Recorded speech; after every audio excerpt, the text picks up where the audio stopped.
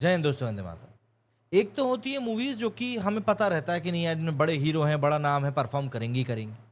लेकिन दूसरी तरह की जो मूवीज होती है ना, वो ऐसी होती है कि हमें एक उम्मीद होती है कि यार कंटेंट अच्छा है, अगर ये चल जाए तो अच्छा होगा। और यकीन मानिए, जब इस तरह की मूवीज चलती है ना, तो पब्लिक अपनी तरफ से एफर्ट डालती है कि नहीं यार, इस मूवी को तो ज़्यादा से ज़्यादा लोगों तक पहुंचना चाहिए। और वहीं पर हम लोग फिर देखते हैं, ब्लॉक बुकिंग्स होती हैं, थिएटर्स को बुक किया जाता है। ब्लॉक बुकिंग्स नहीं, थिएटर्स को बुक किया जाता है। पब्लिक गैदरिंग में मूवी देखी जाती है और एक पूरा मतलब एक बंदरबाट बन जाता है कि नहीं यार, इस मूवी को तो हमको अच्छे से लोगों तक पहुंचाना ही पहुंचाना है। कश्मीर फाइल्स के टाइम पे हमने ऐसा देखा था, केरला स्टोरी के टाइम पे हमने ऐसा देखा था, कार्तिकेय 2 के टाइम पर हमने ऐसा देखा था, कांतारा के टाइम पर हमने ऐसा देखा था।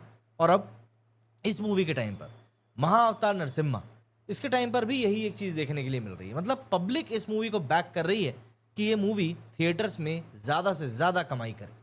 जय हिंद दोस्तों, स्वागत है आप सभी का एक और मजेदार वीडियो में। और आज हम बात करने वाले हैं नरसिम्हा के एक ऐसी परफॉर्मेंस के बारे में जो कि मुझे नहीं लगता कि ज्यादातर लोगों ने एक्सपेक्ट किया था। क्योंकि दूसरे वीकेंड पर इस मूवी ने जो तूफान लेकर आया है, जो तबाही मचाई है, उसको देखकर तो ना अच्छों की पैंट गीली हो गई है कि यार क्या कोई एक एनिमेटेड मूवी इस तरह का भी परफॉर्मेंस दे सकती है। मतलब लोगों को एक्चुअली में स्पिरिचुअल जोश से भर दिया है इस मूवी ने। ये एक एनिमेटेड पौराणिक कथाओं पर बनी हुई एक मास्टरपीस बन चुकी है इंडिया में, जिसको ये अश्विन कुमार जी ने बनाया है। एंड ये सिर्फ मूवी लोगों के बॉक्स मतलब लोगों के दिलों पर राज नहीं कर रही है, बल्कि इसने बॉक्स ऑफिस पर भी हिस्ट्री बना दी है। बल्कि ऑडियंस के साथ तो इसने एक गहरा स्पिरिचुअल कनेक्शन भी डेवलप कर दिया है। और आज हम इसके सेकंड वीकेंड के धमाकेदार परफॉर्मेंस के साथ साथ जो बॉक्स ऑफिस कलेक्शन इसने करके निकाला उसके बारे में बात करेंगे। और आपको बताऊंगा कि किस तरीके से ये मूवी लिटरली इस समय भारत में एक वेव बन चुकी है। सबसे पहले तो हम बात करते हैं महाअवतार नरसिम्हा के बॉक्स ऑफिस कलेक्शन के बारे में। और मैं आपको एक चीज बता दूं इससे पहले, अभी इसी शुक्रवार को धड़क 2 और सन ऑफ सरदार 2 भी रिलीज हुई, जिसमें सन ऑफ सरदार 2 तो एक बड़ी फ्रेंचाइजी का हिस्सा है। लेकिन उसके बावजूद भी इन मूवीज के बारे में कोई ज्यादा बातें नहीं हो रही, और उसका कारण यही है कि पब्लिक इस बार भक्तिमय हो चुकी है। देखिए, महाअवतार नरसिम्हा जो है ये 25 जुलाई 2025 को रिलीज हुई थी, और सिर्फ 10 दिनों में ही इस मूवी ने 91.35 करोड़ रुपीस का नेट कलेक्शन कर लिया है। जी हाँ, 95.35, 100 करोड़ कमा लेगी हद से हद कल तक, है ना। ये इंडिया की अब तक की हाईएस्ट ग्रॉसिंग एनिमेटेड मूवी बन चुकी है, और वो भी बहुत बड़ी मार्जिन से। 2005 में हनुमान जो आई थी ना, उसने 2005 करोड़ का बिजनेस किया था। लेकिन असली धमाका हुआ है इसके सेकंड वीकेंड पर। जो ट्रेड रिपोर्ट सामने आई है उसके मुताबिक सैटरडे को इस मूवी ने 15.4 करोड़ रुपीस का कलेक्शन किया है, जो कि इसके पहले दिन जो था फ्राइडे को, उसके मुकाबले ऑलमोस्ट 100% का जंप था। क्योंकि सेकंड फ्राइडे को इस मूवी ने 7.7 करोड़ का कलेक्शन किया था। और अगर मैं इसके सेकंड संडे की बात करूं, मतलब ये दिन तो भाई ऐसा धमाकेदार गया इस मूवी का कि पूछिए मत।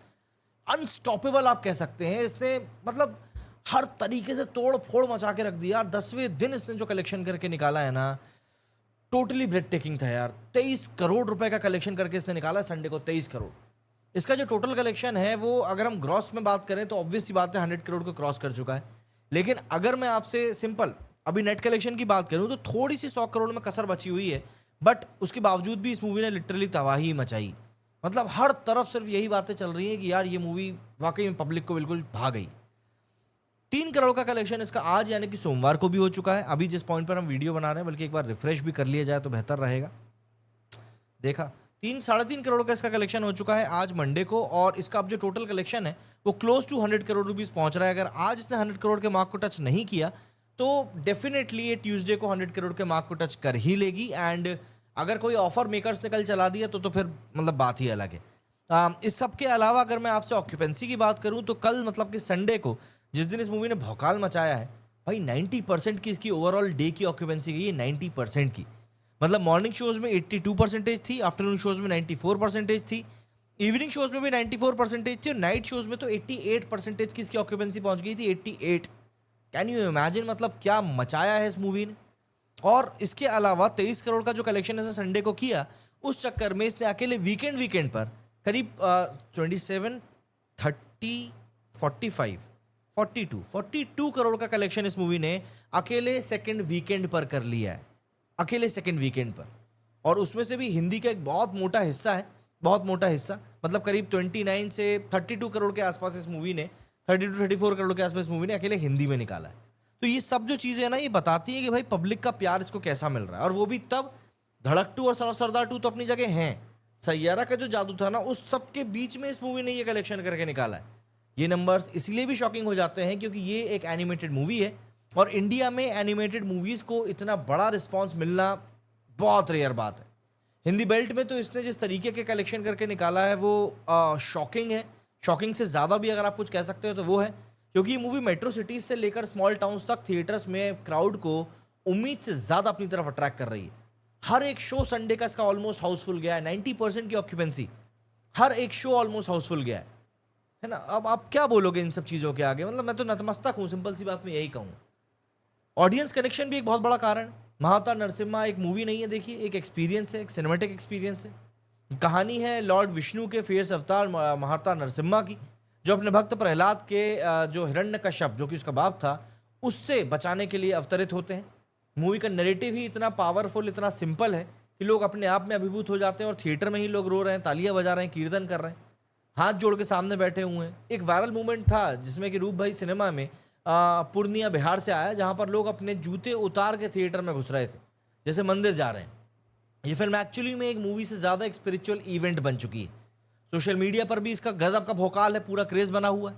इंस्टाग्राम पर नरसिम्हा के एंट्री सीन के एडिट्स 3 मिलियन व्यूज़ को क्रॉस कर रहे हैं। लोग रील्स बना रहे हैं, मतलब समझ में नहीं आ रहा क्या हो रहा है। और ये सब चीज़ें ऐसा नहीं है, जब मैं भी ये मूवी देख रहा था तो मुझे सब चीज़ें पता थी कि अब ये होना है, अब ये होना है, क्योंकि बचपन से हम लोग इनके सीरियल देखते हुए आ रहे हैं। लेकिन उसके बावजूद भी इसको देखकर अच्छा लगा है। IMDb पे इसकी रेटिंग अभी भी 9 पॉइंट से ऊपर है और फैंस बोल रहे हैं कि ये फिल्म नहीं बल्कि एक्चुअल में दर्शन है। और ये कनेक्शन है जो कि हर एज ग्रुप के साथ में हो रहा है। किसी को विजुअल्स पसंद आ रहे हैं, किसी को एक्शन पसंद आ रहा है, किसी को कहानी की डेप्थ पसंद आ रही है। अब ये फिल्म इतनी स्पिरिचुअली कनेक्ट क्यों कर रही है? सबसे पहला रीज़न है कि जिस तरीके से इस कहानी को बयां किया गया है। महाअवतार नरसिम्हा विष्णु पुराण और भागवत पुराण से काफ़ी इंस्पायर्ड है, जो कि भरोसे, ह्यूमिलिटी और धर्म के टाइमलेस वैल्यूज़ को हमारे ऊपर दिखाती है। मूवी में प्रहलाद के अनवेवरिंग डिवोशन और नरसिम्हा के डिवाइन रेज एक परफेक्ट बैलेंस को बनाते हैं। जब नरसिम्हा पिलर को तोड़कर बाहर निकलते हैं तो लिटरली भाई वो सीन जो है ना, मतलब आप भूल नहीं पाएंगे। थिएटर्स में लोग चिल्ला रहे होते हैं, गूज़बम्स आ रहे होते हैं, क्योंकि ये हम सब सुनते हुए बड़े हुए हैं, जिनको कि हम लोग मार्वल स्टाइल सिनेमैटिक क्लाइमैक्स के साथ में देख रहे हैं। दूसरा, इसका एनिमेशन टॉप नॉच है। हुमायूं फिल्म्स और क्लीन प्रोडक्शंस को यहाँ पर लिटरली हम लोगों को तारीफ करनी पड़ेगी। इन्होंने एक लो बजट से एक ऐसी मूवी निकालकर सामने रखी है जिसके कि विजुअल स्पेक्टिकल आपको भरोसा ही नहीं होने देंगे कि आप क्या देख रहे हो। विजुअल इफेक्ट्स, बैकग्राउंड म्यूजिक और वॉइस एक्टिंग सब कुछ। शुरुआत में लोग बोल रहे थे कि हिंदी की डबिंग अच्छी नहीं, बट यार मुझे तो कहीं से कहीं तक कम नहीं लगी। मतलब ये कोई कार्टून नहीं है, ये एक सिनेमैटिक मार्वल लगता है। और ये फिल्म वाकई में बच्चों के लिए नहीं बल्कि बड़ों के लिए, हर एक एज ग्रुप के लिए अच्छी है। एडल्ट्स इसमें स्पिरिचुअल मीनिंग ढूंढ रहे हैं, जबकि बच्चे इसमें वाइब्रेंट कलर्स और एक्शन को पसंद कर रहे हैं। तो भाई ऑब्वियस सी बात है, सभी को पसंद आएगी। इसका कल्चरल रेजोनेंस इंडिया में पौराणिक कथाओं से को जो स्पिरिचुअली हम लोग फॉलो करते हैं ना, उन सबको काफ़ी करीब ले जाता है। ये फिल्म मॉडर्न ऑडियंस के लिए एंशिएंट टेल्स को नए तरीके से प्रेजेंट करती है, जो कि डिजिटल एज के व्यूअर्स को भी अट्रैक्ट करता है। That's it. आप बताइए, आप इस मूवी को कब देखने वाले हैं? मेरे इस वीडियो फिलहाल इतना ही। जय हिंद, जय भारत।